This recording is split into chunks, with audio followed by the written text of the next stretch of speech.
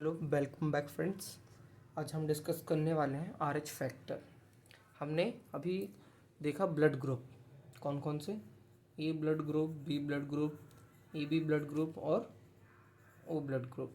ठीक है, हमने 4 ग्रुप तो देख लिए, लेकिन पर्सन पॉजिटिव है या फिर नेगेटिव है ये डिपेंड करता है उसके आरएच फैक्टर पर।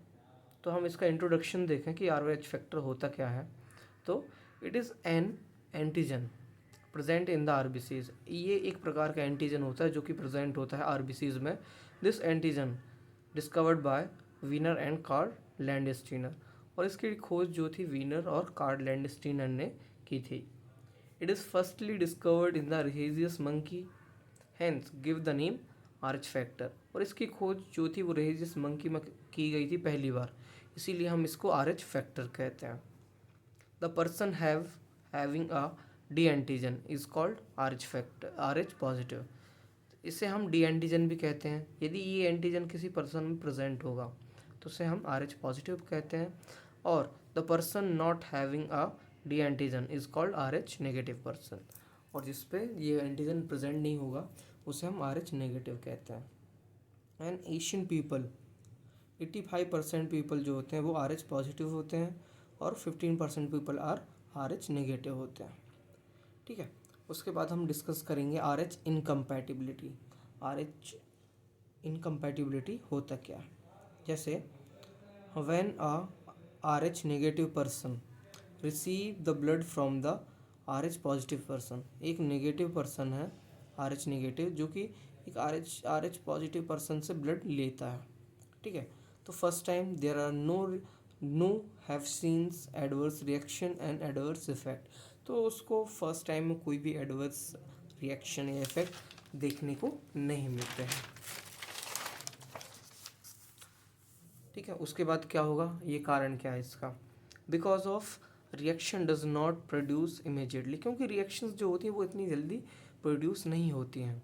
बट जो आर एच एंटीबॉडीज़ होती है वो डेवलप हो जाती है आर बी सीज हमारे ब्लड में 1 मंथ में। ठीक है, 1 मंथ के अंदर वो डेवलप हो जाती है आर एच एंटीबॉडीज। तो the transfuse R B Cs which is are still present in the recipient blood are एग्लूटिनेटेड।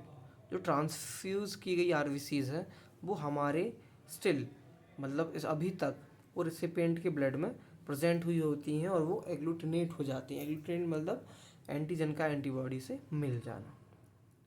ठीक है, उसके बाद which is also called delayed transfusion, और इसे हम डिलेड ट्रांसफ्यूज़न भी कह सकते हैं। डिलेड ट्रांसफ्यूज़न ऐसे कि थोड़ा उसको टाइम लगता है मिलने में। ठीक है, इट इज़ अ माइल्ड, ये कम होता है। So this is not more affected, इससे कोई ज़्यादा भी इफेक्ट नहीं पड़ता है एक रिसिपिएंट पर। ठीक है, उसके बाद एन एंटीबॉडी इज़ डेवलप। अब एंटीबॉडीज़ क्या होती है, कुछ टाइम के बाद डेवलप हो चुकी होती है इन द रिसिपिएंट के अंदर। And it will cause agglutination, और उसके कारण उसकी बॉडी में एग्लूटिनेशन मतलब एंटीजन वो एंटीजन होते हैं वो एंटीबॉडी से मिल जाते हैं और रिएक्शंस कराने लगते हैं ड्यू टू ब्लड ट्रांसफ्यूज़न, क्योंकि जो हमने ब्लड ट्रांसफ्यूज़न किया है उसके कारण।